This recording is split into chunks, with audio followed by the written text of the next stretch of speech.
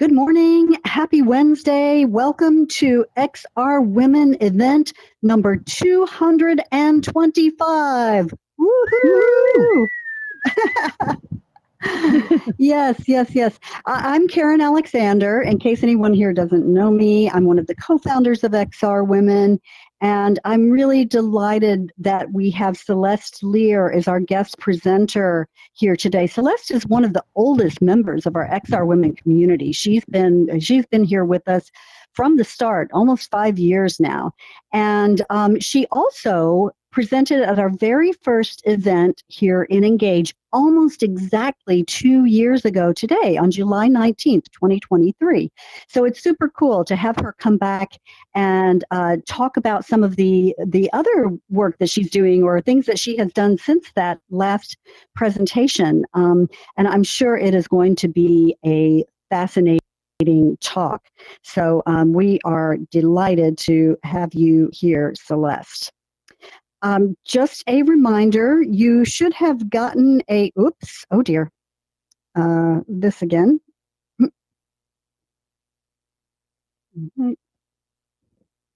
There we go. We are recording. We are recording actively right now, and we will be recording when we move to a different environment for Celeste's actual presentation. So just keep that in mind. Make sure that you know that your name, we can turn off the name tags, but they might not be turned off. What you say, how you are acting might be shared on social media, and that could be not just by us officially as XR Women, but others in the space could be taking photos. And we all know that, sometimes things in the virtual world don't go exactly the way we want. So our avatars might start doing some little crazy things. There is such a thing known as controller drift, for example. And we end up in places where we didn't really want to be, but do try your best to control your avatar presence and not getting into other people's space too much. And I definitely want to ask that you all mute unless you are actually speaking, so that we don't get any background noise. If we see someone unmuted or hear some background noise, we will mute you, but you should be able to unmute yourself when it's time to ask a question. And we ask that you respect our speakers' opinions. We have a diversity of presenters here at XR Women, and they might say something that you don't actually agree with. If that is the case, we ask that you disagree with them respectfully within the context of the Q&A portion of the program. Oops, I hear one of those mics is on right now. Need to do a little muting here. Let's see. Okay, I'm not hearing that anymore. All right, so we should be good. And so then most of all, just be sure to take the opportunity while you are here to connect with some of the other amazing people who are in this room. There are some real movers and shakers in the XR industry here, and this is your chance to connect with them, get to know them, and I'm sure you will be delighted to learn more about Celeste's own work. We are so grateful to our sponsors and partners. We couldn't do what we do without their support. Believe me, it takes a village to put on these events every week, and not just these events, but all the other sorts of things that we do. And I'll specifically call out Engage for giving us the space to host this and many other events in today. So thank you to all of our partners and sponsors. We have a few new members this week from Spain, the US, and Bulgaria. Are any of you here in the room today? If so, please raise your hand or unmute yourself and introduce yourself to the group. I don't think I saw any of these people here. Okay, so I will move on then.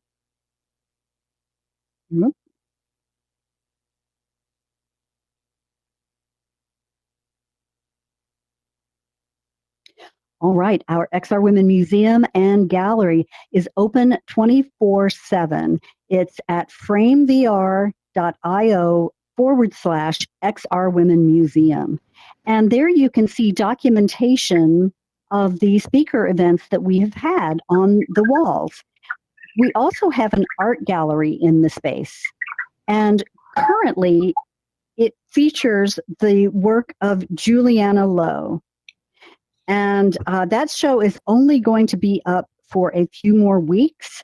So please pop in there and have a look. If you know Juliana's work, and I know that many of you do, you'll know how exciting and innovative it is.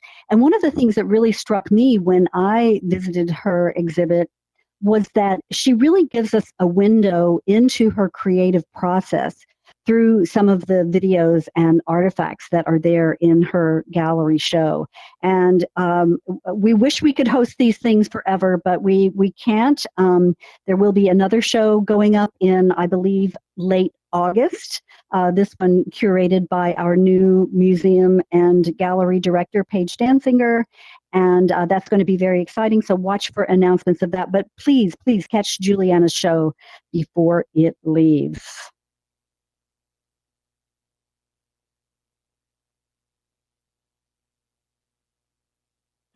All right. Now I'd like to ask Julie Smithson to give us the motivation of the week. Thank you, Karen. All right, everybody. Happy Wednesday. Welcome to XR Women. Here's your motivation of the week. The word is ignite. And it's actually pretty simple, but it's powerful. And it's a call to spark your ideas, your bold ideas, taking those first steps, taking powerful action to take purposeful action to shape a future that doesn't just happen, it's consciously created. And whether you're crafting a technology or nurturing a community or championing new visions of equity and belonging, let it be a reminder that the future is waiting for you to build it. So be a part of curating what comes tomorrow. Thanks, everyone. Have a great day. That's beautiful, Julie. Thank you. And yes, shaping the future. That's what we're trying to do here at XR Women. We're trying to build a place where everyone plays a part in the XR ecosystem, and that their voices and perspectives are heard. That's this is very, very much in line with what we are doing there. We're trying to shape the future here at XR Women. Next week, we are going to have Arshia Bhatti speaking about power, presence, and potential in the intelligent age. So we're going to be back here in Engage. Please do look at the events menu. You should receive the notice in our weekly newsletter. If by chance you are here and you are not receiving our weekly email newsletter, go to our xrwomen.com website, and in the top right to the join button, where you can sign up for free. If you're even if you are already a menu, you might want to refresh a member. You might want to refresh some of the information that we have about you there. And there's just a couple of brief questions, but it's really important that you tick a box that appears underneath your email that says something like, receive news and updates. That gives us permission to send you our weekly email newsletter, which typically comes out on Tuesday and has the information you need to know where to find us on the Wednesday for our event. So be sure to do that.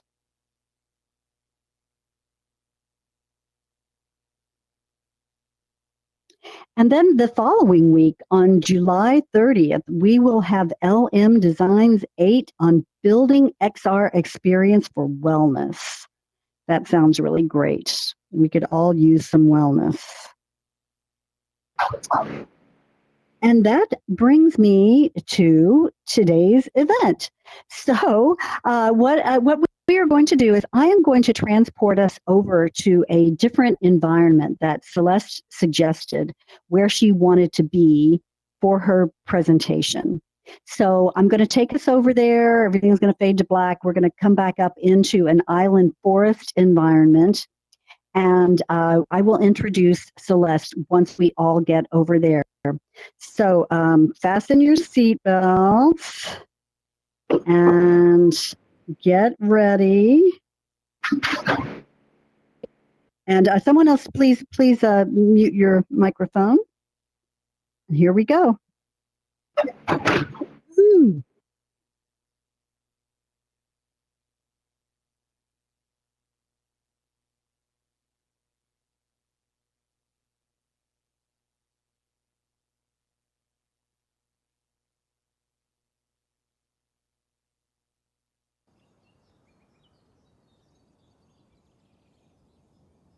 All right. Looks like everybody's coming in.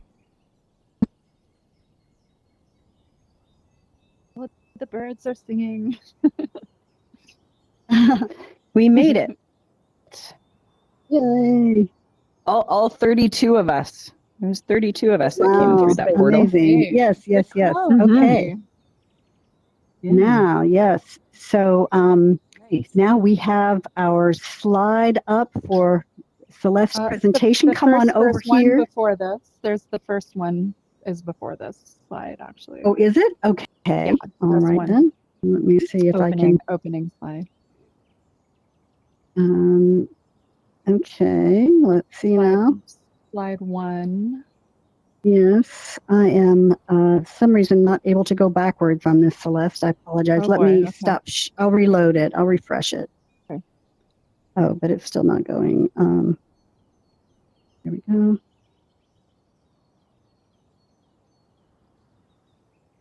Oh, I'm afraid that is the first slide that I have. Oh, wow. Okay. Wonder what happened there. There should be a first slide, but if it's not showing up, that's okay. Just start Let here. me just refresh and see if it will show up now. I'll refresh on my end also. Okay. Yeah, no, it's not there for me, I'm afraid. Wow. Okay. Yeah. Always some fun technical challenges that we have to deal with. Always. It looks Yes. like the rest of the slides are there. So it is, I am seeing it on my end, but maybe it'll come up this next round. Well, this is probably the most important. This is probably the most important. Okay. All right then. Okay, well then in that case, let me get started with an introduction. So Celeste Lear is the founder of Boutique XR, which is an immersive experience. She's an immersive experience designer and producer, a VR artist and music director, composer. She has 2 decades of dedication to advancing both technical innovation and immersive artistic design in the entertainment and events industries. She specializes in conceptualizing and turning out cutting-edge concerts, conferences, high-tech immersive art installations and events, both physical and virtual, utilizing some of the world's most advanced technologies. Celeste and her various teams have logged thousands of hours building 3D environments with festival-style stages and stunning virtual effects, incorporating holograms, holoportation, volumetric capture, spatial computing, and pioneering gamification techniques to deliver compelling experiences across a range of platforms. She's collaborated with leading extended reality pioneers on groundbreaking projects, including interactive music videos, virtual concerts, AR installations, architectural video mapping, and VR events. Skilled in the rapidly growing field of virtual production, Celeste has contributed to several feature films and live broadcasts in Hollywood utilizing LED volume tech. As a passionate activist around sustainability, she co-founded Act Now XR, which has developed several critically acclaimed high-tech educational installations for the United Nations in support of the Sustainable Development Goals. And if any of you had the chance to experience some of those, I'm sure you could see how stunning and impactful they were. I'd also like to point out that Celeste is the winner, the honoree of the 2025 XR Women Trailblazer Award. And we are super proud of her and are really pleased that we were able to honor her with that award this year. So with that, I will turn things over to Celeste herself, and I will go join the audience. Celeste, take it away. All right, thanks, Karen. Yeah, awesome. All right, wow. So, of course, thank you, everyone here. It's a great turnout. Thank you so much for traveling all the way into the Metaverse to join us in this lovely faux forest with the birds singing. I think you really have to have a pioneering spirit and be technologically adventurous to come into VR like this. So gratitude for being here and to XR Women for working so hard to bring us all together every week. So I'm just going to dive right in. After going through this absolute terror during the Los Angeles wildfires and being forced to evacuate my home and seeing so much local devastation, seeing it all around me, I was really shaken into this deeper awareness of the severity of climate change. It just really hits home when it's so close to you, and felt this renewed mission to do something more to help. I've always had an activist streak since my teenage years, and now as a creative technologist working in XR, I've been philosophizing and brainstorming with industry professionals since 2018 about how this tech is evolving, the ways that it can support a more sustainable future, reduce physical waste. And through the years after this dive, I'm really starting to grasp this tech's unique potential to help to steer certain industries in a fresh new direction and take some of the load off of our planet's delicate ecology. And now I'm happy to share some of these findings with you in efforts to assist our community to constructively scrutinize both of our industry's shortcomings and the positive contributions.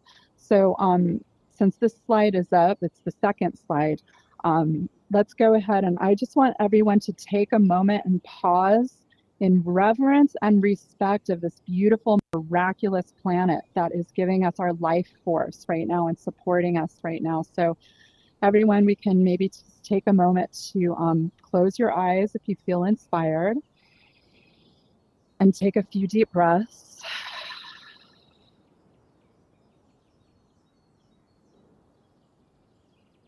Let's find our centers and relax our nervous systems for just a couple more breaths here.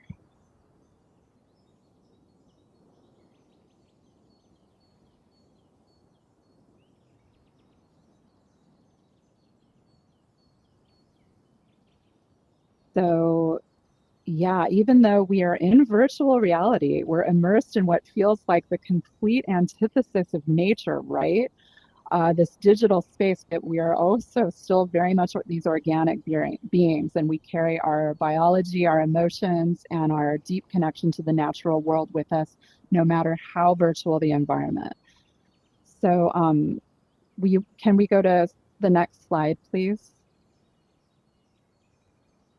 Okay, so Karen already gave me an awesome introduction, so I won't bore you too much around that. But yes, I'm an immersive experience designer, producer. Also, some of you know me as a DJ because I love to perform, and I'm a music fanatic, and I've worked in composition over the years and with spatial computing technology like VR, AR, volumetric capture, also holoportation, and virtual production in Hollywood, mainly in the events, media production, and entertainment spaces. I really fell in love with these new high-tech tools and with the XR community. But although I work in tech, I am very much a naturalist, and I spend as much time as I can outdoors. And I encourage you all to do the same. Longtime environmental activist, and I've spent years searching for information and solutions that can potentially help society become more efficient and take the pressure off of our planet, because the way because of the way that we've worked with this tech, I've been so lucky to be able to work directly with United Nations on some official Metaverse events for the Sustainable Development Goals. I'll be talking a little bit more about that here with the Act Now XR program. So the next slide, please. So this presentation is going to weave together excerpts and interviews with XR professionals, takeaway from articles and graphics found online, various real-world accounts from multiple metaverse platforms and events, AI-assisted data check and fact verification, and I've absolutely done my best to fact check all of this and make sure it's as accurate and data-based as possible. Next slide. So again, after these horrific fires in Los Angeles that I experienced in my wake-up call, it really told me that I need to be doing way more to understand my industry and critically examine the environmental impact and to help educate others if I can. That pivotal moment in life where you really need to go deeper and not just saying what we're doing, but actually really doing the work. Like scrutinizing deeply at what we're actually really doing. How are we affecting the natural world that we depend upon for our very lives? How do we examine the good, the bad, and the ugly of our industry? Is that ironic to try to use tech to solve natural problems? Maybe. This is just part of my existential crisis around these issues. Okay, next slide. So the doom and gloom. So I know everyone here is most likely grappling with the same, this doom and gloom. We know that humanity is in a serious, dangerous situation. You're here because you care. You're here because you want to learn more. We've adversely affected our planet's ecosystems and natural systems to the point where it's a major threat to continuation of life on this earth. And the boat feels like it's sinking, right? None of us want that to happen, but we still have to do our work. We still have to live our lives. We have to utilize our training. We can't just completely stop what we're doing, but of course we can fully examine our footprint and take the steps to patch the sinking boat. And XR might actually be one of the weirdly hopeful tools in our patching kit. It's kind of funny to think of it like that. Okay, slide 7.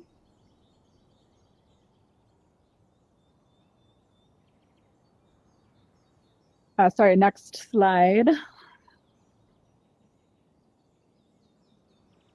So yeah, today we're going to be looking at some of the ways we can strengthen the case for society adopting a bit more spatial computing into everyday life.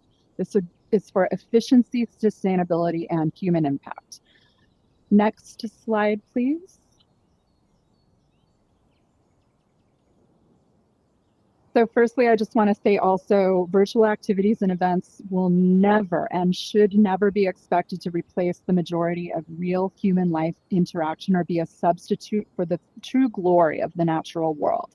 And because we stand here in this 3D recreation of this forest in the metaverse, what we propose here is that individuals take a deeper dive with this tech, be willing to step out of their comfort zones a little bit to experience it. All of this as it advances, to be open-minded to the many possibilities it presents for new ways of creating, working, and playing. So that's the first disclaimer, because a lot of people, you may have noticed, have an aversion to using this technology. So it's just gently nudging people to be a little more open-minded about stepping into the metaverse. Next slide. Okay, so I really like this quote. If we are to get to net zero CO2 emissions, we will need to create more virtual objects and fewer physical objects. I think that anything that can help us eliminate unnecessary shipping, waste, and resource extraction like logging and mining by designing entire experiences, workflows, and even economies in the digital realm is something that we should be looking at very seriously and educating our friends, relatives, and colleagues around. Of course, the virtualization still uses energy, so the key, and this is absolutely tantamount, is to pair it with clean power and intentional designs, not just screens. So slide 10, or next slide, please. Okay, so again, I really like these quotes that were sent to me by Doug Hulen, and he's the Kansas City VRARA chapter head. We must dematerialize to decarbonize.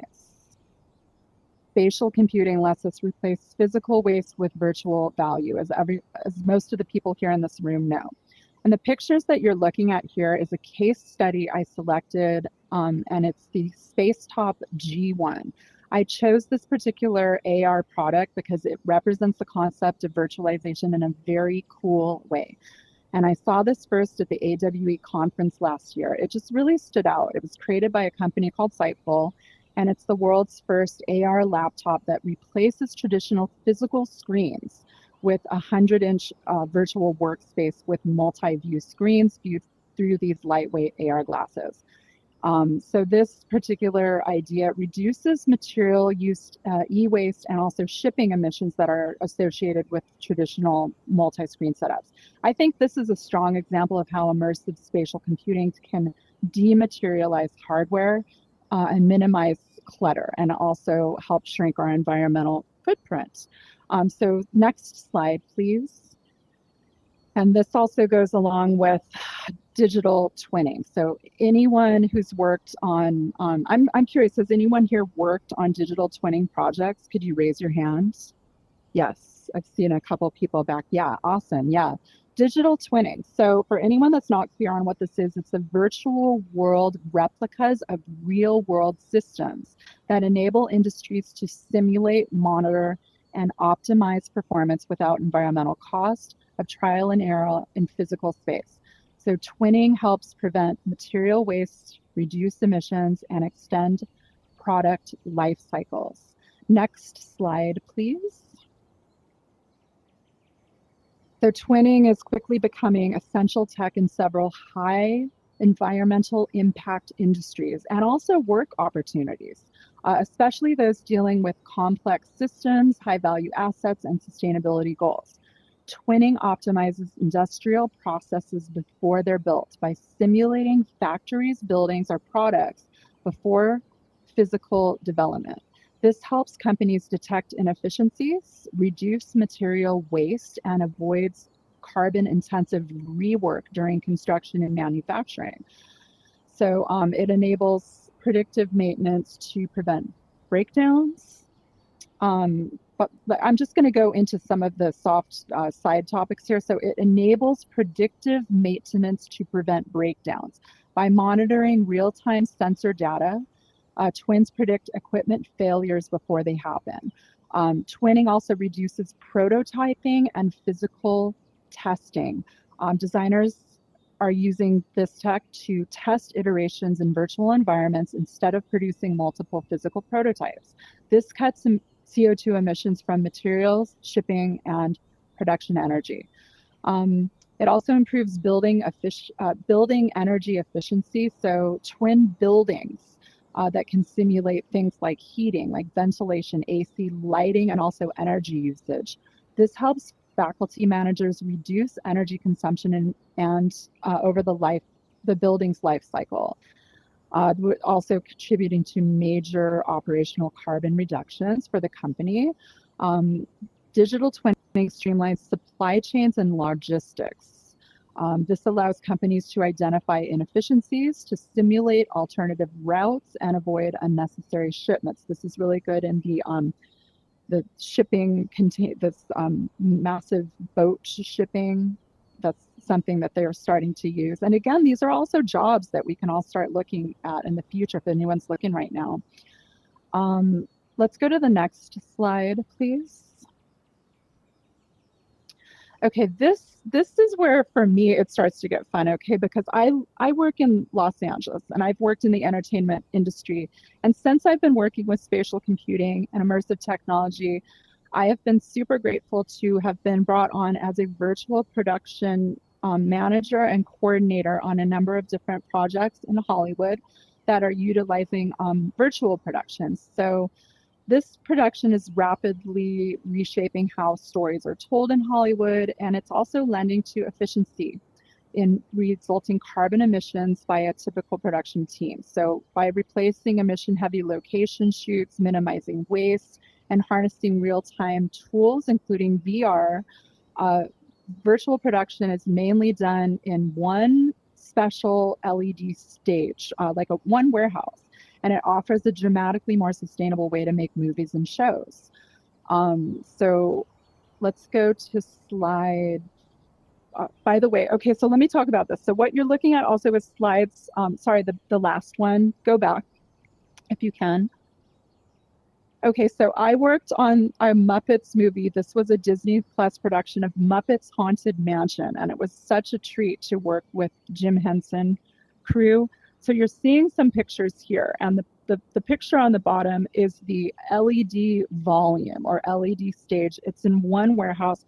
All the environments are Unreal Engine based, and they serve as sets for the film. So as you can see, there's some physical set components that have been built in front of a giant computer screen, the LED stage. The actors stand in front of the stage, and the video camera has a calibration device that works in tandem with Unreal Engine in the computer. And so basically however the camera moves, the screen kind of softly moves with it, making the actors seem like they're immersed in real physical venues, but it's actually just a trick of the eye. And the sets are in virtual reality. And so what that does is actually reduce the need for travel for location gear. It drastically lowers emissions related to flights, trucks, props, and generators. It reuses digital assets, which thus eliminates wasteful material creation.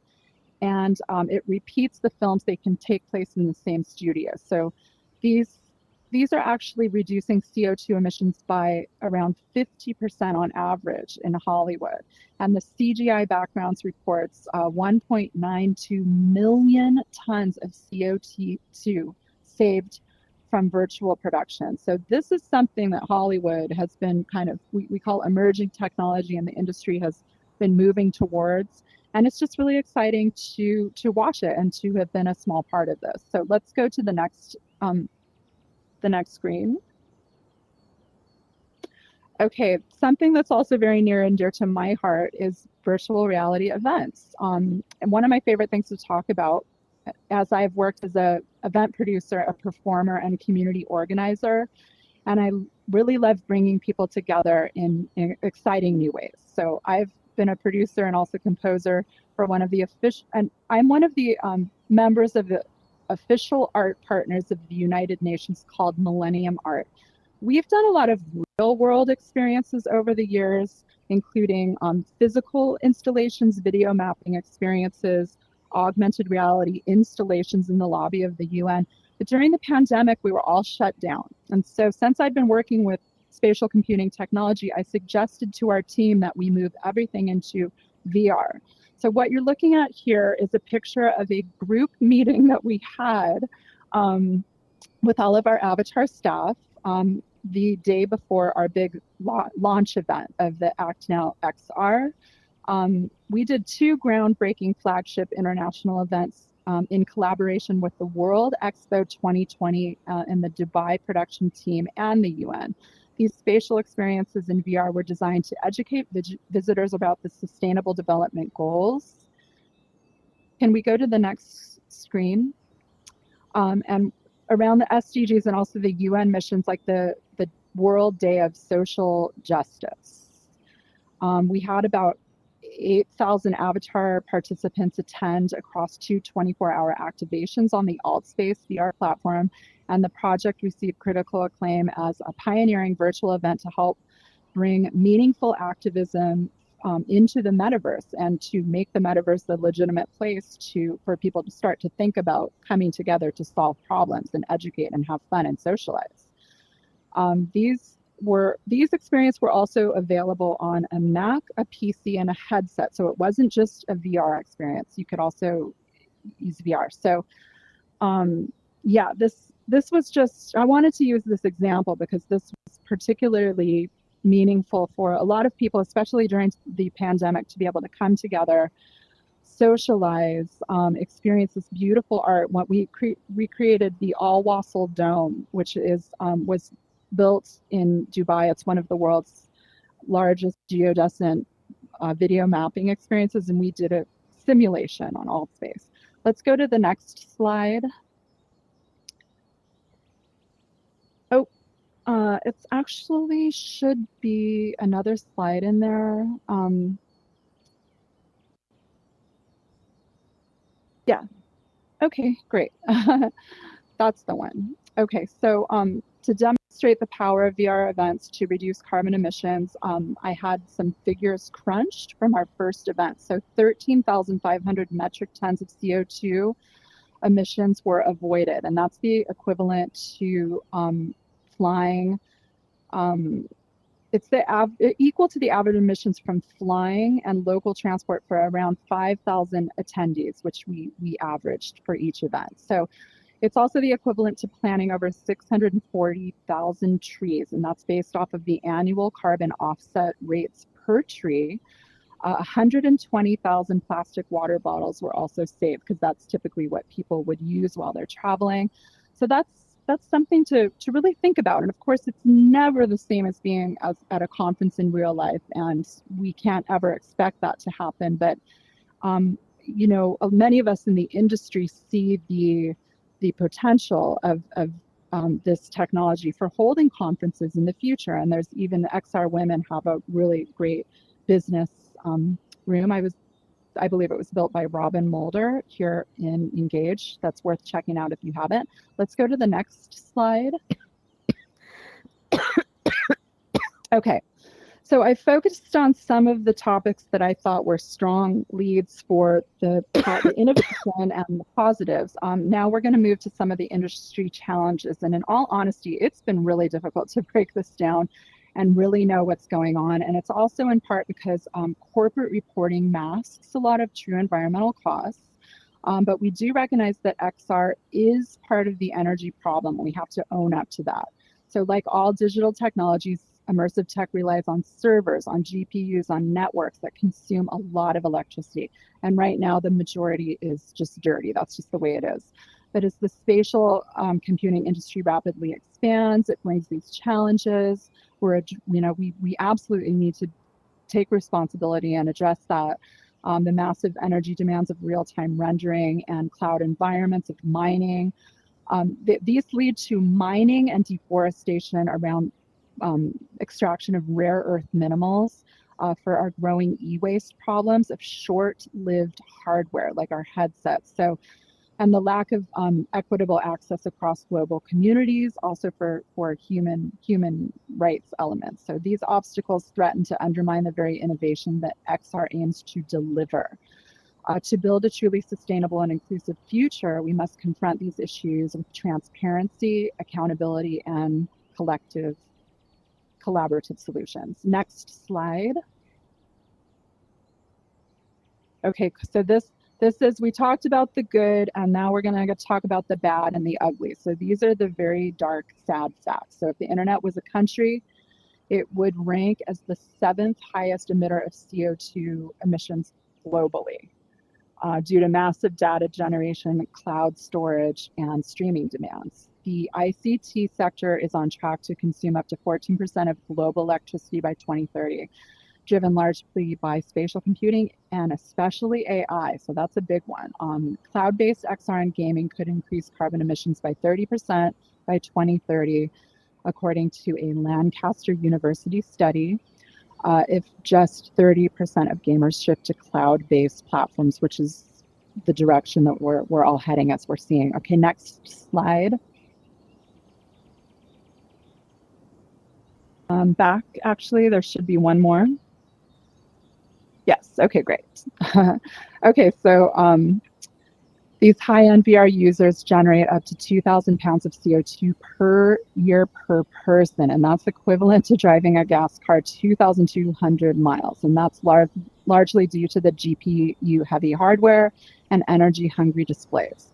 Data centers currently account for 2 to 3% of global greenhouse gas emissions, and that rivals the aviation industry. Metaverse growth is going to significantly increase this load due to high-res streaming, real-time rendering, and persistent digital environments. So that's something we really need to start thinking about.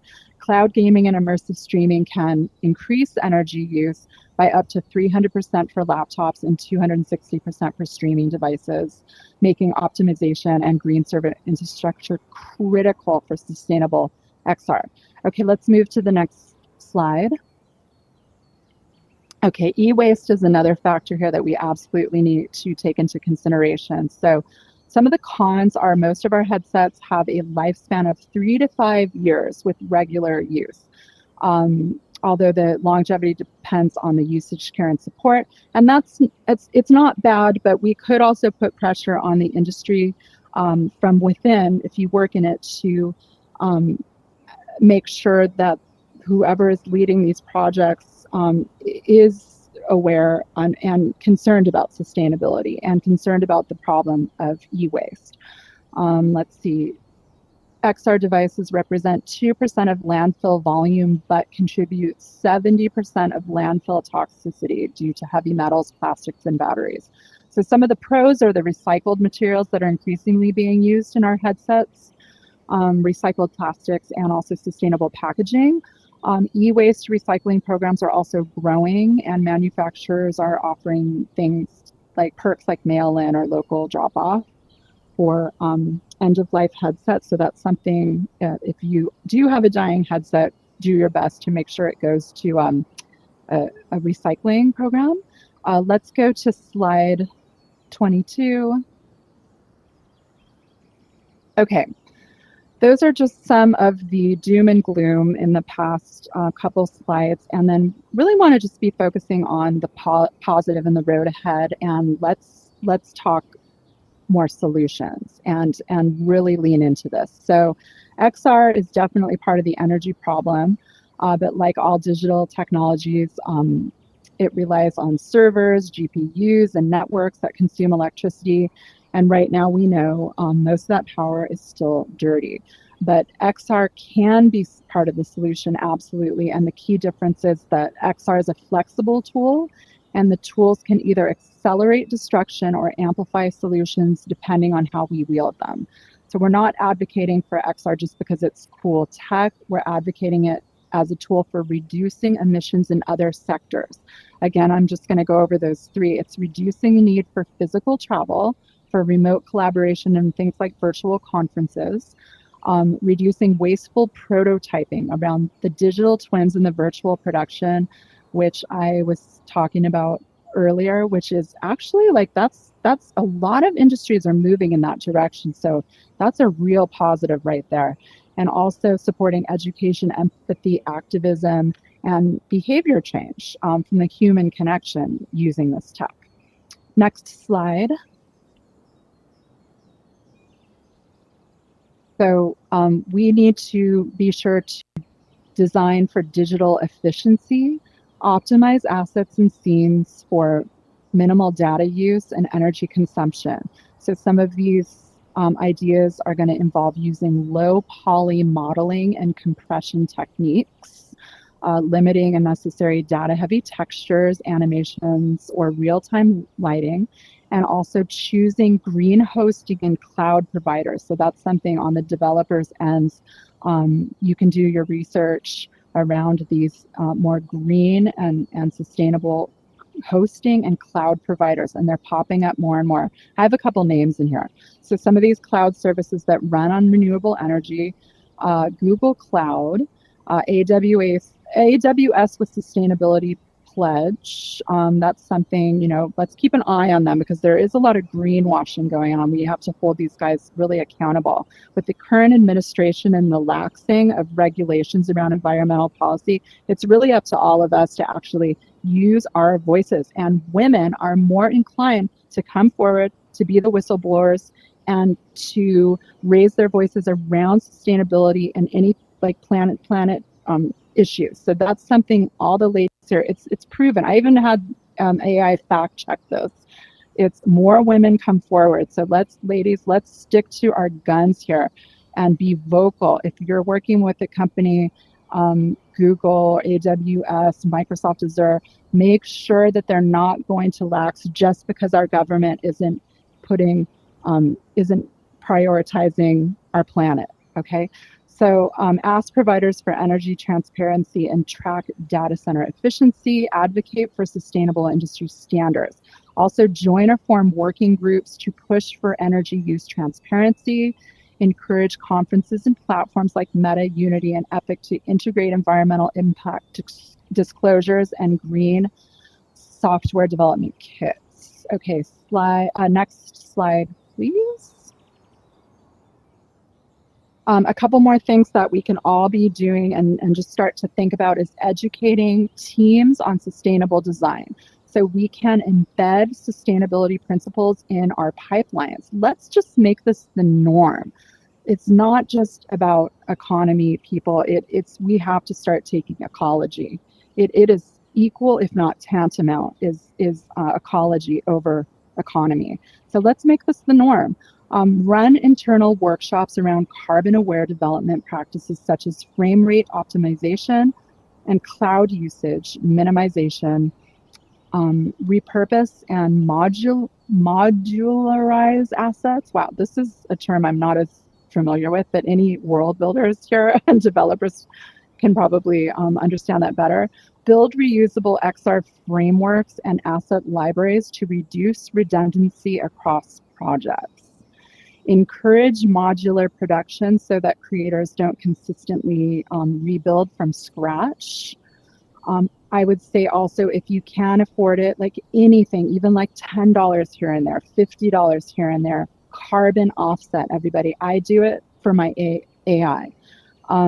I also donate money to nonprofit organizations. I'm happy to give you a list after this that also plant trees, work on wildlife conservation, ocean conservation, offset, but also go beyond carbon credits, support credible offsetting programs, invest in biodiversity conservation. This is so important. Everyone here, they always say it's like the price of a coffee, right? If you can just find it in your heart to donate money to these conservation projects, it's going to be increasingly important because of the current administration laxing all these environmental regulations. Partner with local regeneration projects and help fund circular e-waste or energy transition projects. Next slide, please.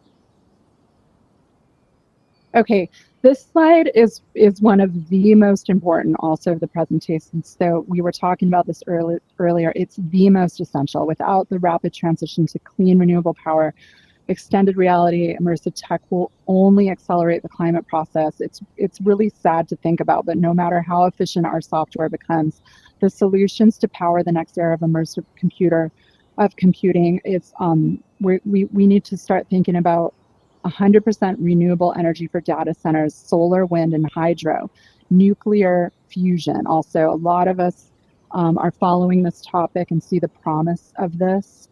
And the emerging breakthroughs may unlock, and they most likely will, with AI coming into the picture and helping us to expedite the advancement of this tech. So nuclear fusion, follow that, support it. Let's be moving towards that as soon as possible. And then our next generation batteries, like solid state sodium batteries. Heard a lot of this coming out of China recently. Let's follow sodium batteries, graphene-based storage for cleaner uptime.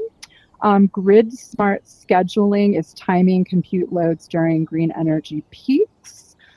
Edge computing is localizing process to reduce transmission energy.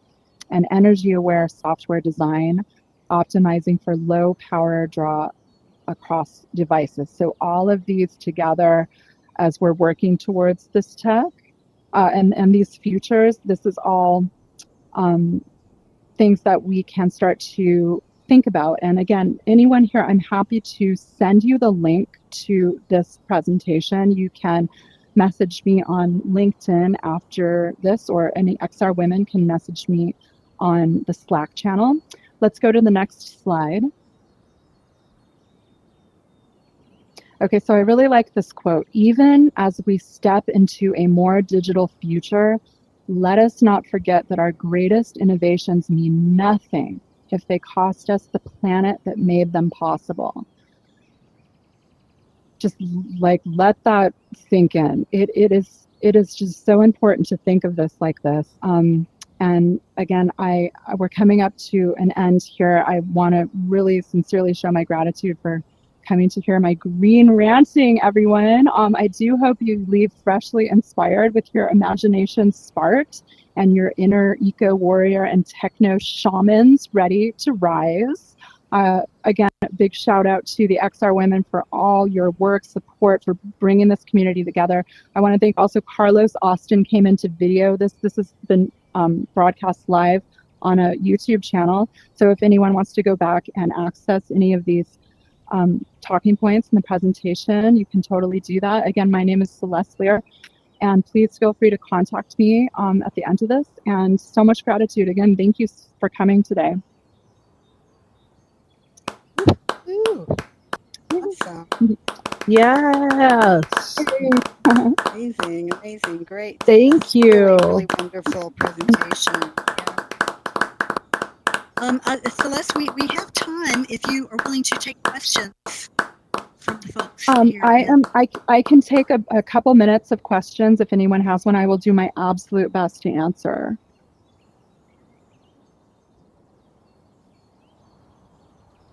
We have a question for Celeste. No worries. And you can also approach me on LinkedIn or the Slack channel or my emails here.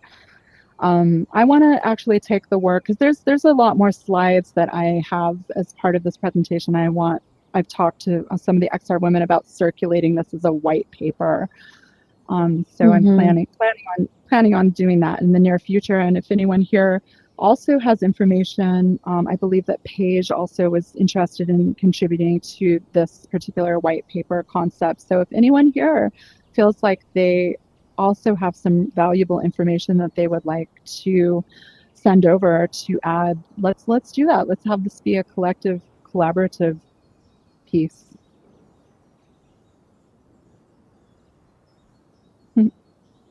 I do have a question, Celeste. Sure. I'm not sure if my hand is over me. This was such, I want to start with my gratitude. This was such an informative and inspiring spark for this conversation, and I hope that it continues to proliferate and grow. This is something, as you said within your conversation, that should be normalized in our conversations. My question, though, is how have you, in your experience, how have you navigated industries that are adjacent to ours that you're working with who are a little more risk adverse or slow to act in climate? Your data is completely evocative and shows clearly the why, but for some reason, some institutions maybe just my experience because I didn't have this great data, but what has your experience been with those harder sell or slow to act or risk adverse communities, groups, or industries? Well, let's see. I would think firstly, having a track record that you can show them, leading by example, showing them data. Since AI is this gift to humanity now that we can actually so easily have it consolidated data and facts that we can serve to them in our presentations and pitches, I think that's going to start helping these industries realize that it can help them to become more efficient and save money. Let's see, I actually went recently to the Space Tech Expo in Long Beach to meet some of the aerospace companies, some of these I went there doing business development with a company that I'm recently partnered with. And I learned a lot about the aerospace industry. I got to meet with people that worked at the Jet Propulsion Lab. I got to meet with people that are building machines that use metrology to measure things. So I learned a lot about that, and I started talking to some of their company reps about this technology, about digital twinning, about extended reality solutions for training and simulation that can save time, allow for remote collaboration. And people listen, actually. They were attentive. and so that's something that those industries are traditionally, they're set in their ways. People fly across the world and the country to work together, but as they're starting to see that people stay home and have it put on their AR or VR headset, come into the same virtual hangar with their colleagues from around the world and work on a digital twin together, they're seeing the efficiency and also seeing that they're going to save a lot of money. So that's something I would say an answer for you. Absolutely. Thank you for those ways to mitigate some of those slow acting potential spaces. Thank you. Yeah, Paige, of course. I think if I can just jump on that, it's Julie. I think the showing data right now and just that's the key, right? It's showing what the truth is and what the numbers are. Sorry, my voice is so raspy. But that's what, if that's what they need to see, then show the data, show what's happening or how it's affected or the amount being saved, or whether it be monetary or emissions, whatever it is, because the leaderboards are going to start showing up, and if people aren't on leaderboards, then it's going to become competitive to be a sustainable company and organization and community, etc. So I think this is only the beginning, and on behalf of XR Women, Celeste, thank you. I think this conversation of sustainability has always kind of, been like third, fourth, fifth, sixth on the list to talk about. But this is where we live. Like, we need to figure this out really fast. We can't go anywhere else right now. We need to figure out the sustainability for everyone. So thank you for opening this conversation. Yeah, and I think everyone here should feel a sense of pride in the fact that you are doing pioneering work. Even by being here right now, I say that these people are very technologically adventurous to come as these crazy, weird avatars in this faux forest in the middle of the metaverse together to learn more about this technology, bring it to your own work, feel pride and inspiration around what you're doing. And I'm hoping that this presentation will also give you guys real incentive and spark to know that your work is able to change the world and is able to help industries move in more constructive, positive, and green directions. Yeah. Anyone else I'm have going a to have to question leave for right. I have to leave right at 10, by the way, because I have an appointment. I can't get out of. Otherwise, I would stay. Thank you, Celeste. Thank you. Yes, thank you so Thank much. you. Thank you. Much love, everybody. Thank you. Awesome. And also, how cool was the Muppets? Yeah, watch that movie. It's called The Muppets Haunted Mansion, and it's a great example of immersive technology in Hollywood. And your kids will love it. And if you're a Muppet fan, you will crack up. It's hilarious. Okay, just knowing that you worked on it is so special. So yeah, Muppets are the best. Okay, bye everyone. Cheers. Thank Bye, you. Celeste. Thank you, everybody. So much. Wow. Well, that was inspiring. Yeah, really inspiring. Really great. Yeah. I do have to jump out myself. Thanks, everybody. Thanks, Karen and Paige, for hosting today. Thank you. And thanks, Robin. I think Robin's recording back there, too.